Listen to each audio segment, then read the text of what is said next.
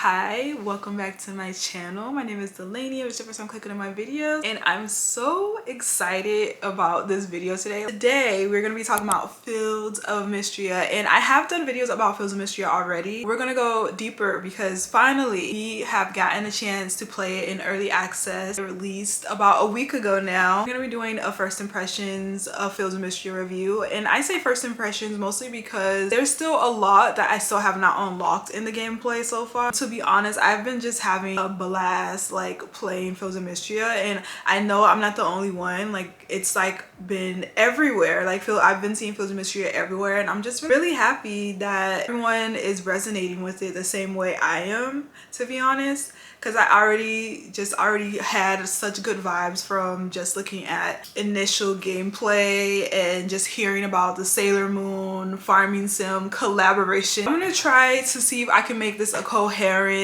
first impressions type of review, only because I feel like this is so different from any of the other games that I've played recently. Just like, I have not fallen in love with a game like so instantaneously like this in a really long time, to be honest. Like, there's been games I've been like highly anticipating, and just games in general that, you know, I just resonate with, but this one, it just feels like different. Like, it hits different for me. But before I get started, I have to put a disclaimer for you guys. So I already know I'm gonna get probably comments, or I've already seen comments that are like, oh, this is Stardew Valley. Is this like Stardew Valley? Stardew Valley clone? Stardew Valley? I'm gonna touch your hand, you guys. I'm gonna touch your hand when I say this.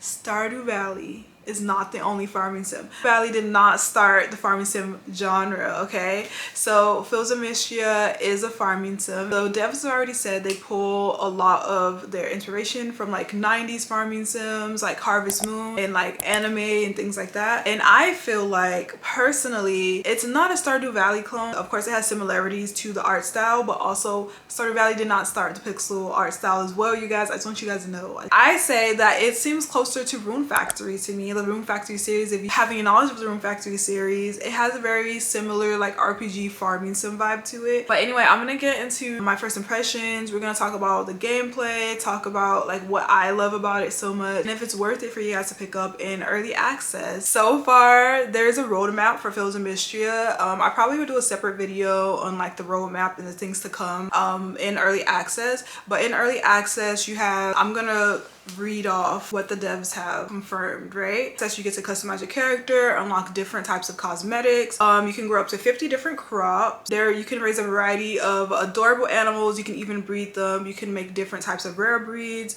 You can do crafting, cooking, blacksmithing, and there's 600 items to craft. There's also like bug catching, farming, and in the mines, it says you can go up to the depth of level 60 so far. Right now there is a weekly Saturday market that you can unlock as you continue playing, and that's gonna be 4 of 8 of the unique vendors. And then you get to do, let's see, upgrade your home and customize it with over 200 available items. And then you can unlock powerful magical spells and level up 9 different skill types. So that, it's honestly, in early access, there's just been so much to do. Like, this game, I keep forgetting I'm playing it in early access. The only other game I had experience was Coral Island playing in early access, and sometimes it can be glitchy, especially with consoles. But I don't know, this early access doesn't feel like early access. Like, it feels like a finished game to me. The only thing that I know for sure in early access, you can't romance your characters. The romanceables stop at 4 hearts. Like, everyone stops at 4 hearts, and they're planning for 10 heart events in the future updates. And they also are planning for another update coming up in Q4, which probably be sometime during like October, November, December, in that range. So yeah, those are all the things you can do in early access. So right now I'm gonna get into gameplay, just like my feelings, like my likes. I usually try, when I do reviews like this, I like to do like likes and dislikes, but to be so honest with you guys, I have like 0, like I can't even think of any dislikes, because I just love this game so much. Like like, I can't, like, I always like to do pros and cons, and I just can't even think of any cons. I guess the only cons is that the game isn't finished, and I want I want all of it. I want everything on the platter right now, but it's early access, so you can't really say that as a con. It Fields of Mistria, after an earthquake has destroyed parts of the land of Mistria, kind of lowered its renown, where not a lot of people are visiting. The bridge is broken, so a lot of people can't come in. A lot of the market people can't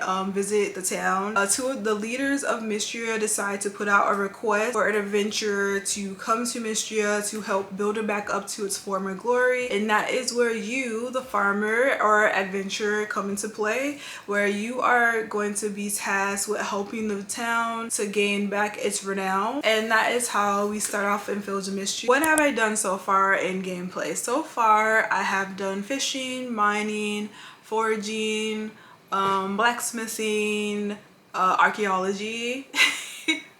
What else? Farming, of course. I also got my the magical abilities unlocked. The only thing I haven't unlocked so far has the animal like husbandry part of the game.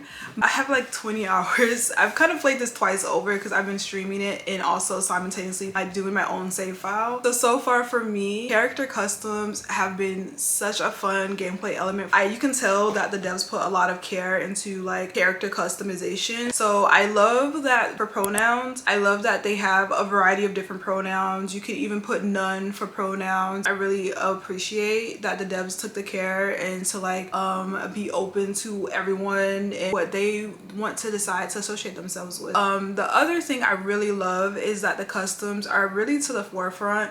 Like there's like a lot of like unlockables that you can get. The customs in general, they do start out pretty strong with a lot of different variety of clothing and like hairstyles. You can even change the color ranges, and there's a lot of different skin tones, which I also love. There's a lot of different ranges. Another thing that I like is that as you continue to play, you can unlock different types of like unique clothing items and like hairstyles and things like that will be able to enhance your character cuteness. For me, because like truly I am a dress up game girly. I love like games where you can like customize your character, and like clothing wise I think that it has been chef's kiss. Like it's been amazing. In any farming game I've played, I haven't like put such an emphasis on dressing for what I'm doing as I am in this game, because it's just so easy. You can easily go into your customizations window and just literally change your outfits. They also have presets for you to set the clothing items. So if I wanted to go into the mines, I have an outfit. If I want to go swimming, I have an outfit.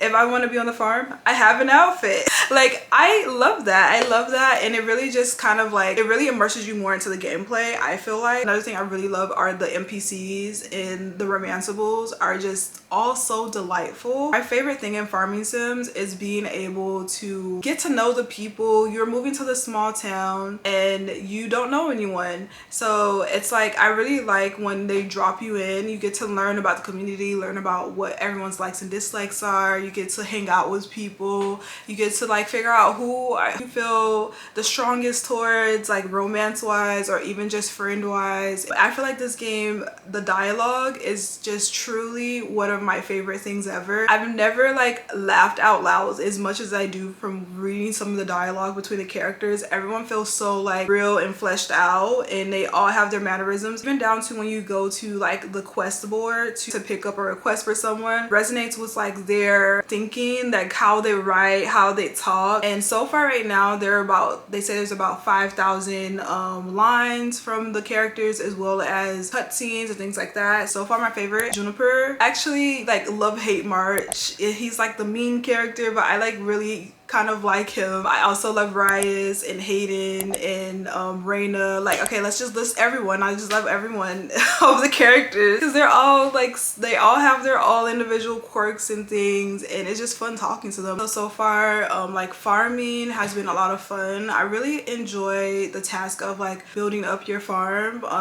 Eventually you can like get a shovel to be able to like make your crops in different types of shapes and like really cutify them, which I really adore. I've seen seen people doing like heart-shaped crops, furniture, cosmetics, and things to add to your farming area to make it as cute as possible. Another thing I really love, I think it's a great gameplay element. So first off, you can jump. A lot of farming sims don't have that ability, and I think that it's such a good quality of life improvement because like, so when you're in the mines, or if you're like even in the ocean, you can jump in to swim. But like when you're in the mines, there's like some areas where you can't access unless you're like you jump over, and that like I feel like that adds a little bit more depth to like the gameplay. Another thing you can do is you can swim and you can dive. You can actually jump into the ocean, which I never, like honestly, every farming sim I've never seen this. Any farming sim I ever played, except for Coral Island of course, but any other like farming sim I've ever seen, you can never get in the ocean. So I was actually shocked the first time that it allowed you to jump in and then swim, and you can find spots to dive and find different like types of things. The mining I think is really nice. I've always felt hit or miss with mines and like some of the farming sims that I've played. When you go into the mines, it doesn't feel too grindy. I really like how the character sprites like fighting stances are. I always feel like sometimes it's like one note when it comes to like battling in certain farming sim. The character sprites, there's like so many things to unlock when it comes to the battling. Like you can unlock different combos. Some of the monsters that are in the mines, they have like different ways of battling them, so it's not just like one button mash to get rid of the monster. You have to kind of strategize a little bit, which I kind of like about it. Like other things that I like, there's like the archaeology parts of the game. Like you can dig up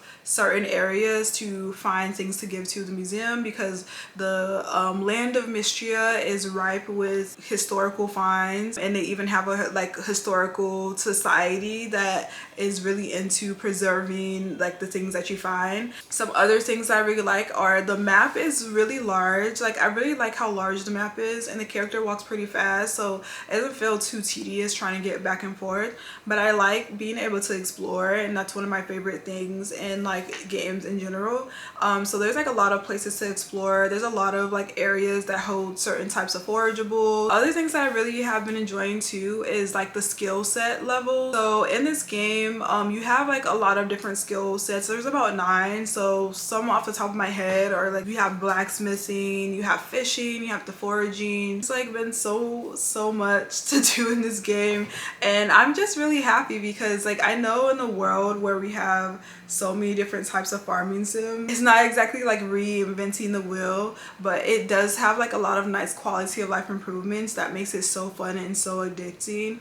And I definitely like highly recommend it in early access. The devs have said it's about 30 to 40 hours in early access, but there are going to be more upgrades and more unlocks. And to me personally, I know that people are always skeptical about early access because like it's not the full game, but I think it's fun when you are able to like find a game in early access and just to watch it grow and continue to like do more improvements from what it already is. And with this game in particular, I feel like because early access does not feel like early access, like every time I'm playing I'm like, oh yeah, this is early access. Like, kind of crazy that it's released and it feels so finished in early access. Can't wait to see what the devs do when they continue to like improve it and add more quality of life things to this game, because it's already pretty amazing at its like first level of power. Just imagine what it's gonna be like a year from now, because that's what early access, the devs are predicting about a year of early access before it's like a complete game. So I highly recommend, especially since it's an indie game, supporting it in early access right now. It's only on Steam, and the devs are still trying to figure out what other consoles they want to port it to, which I'm assuming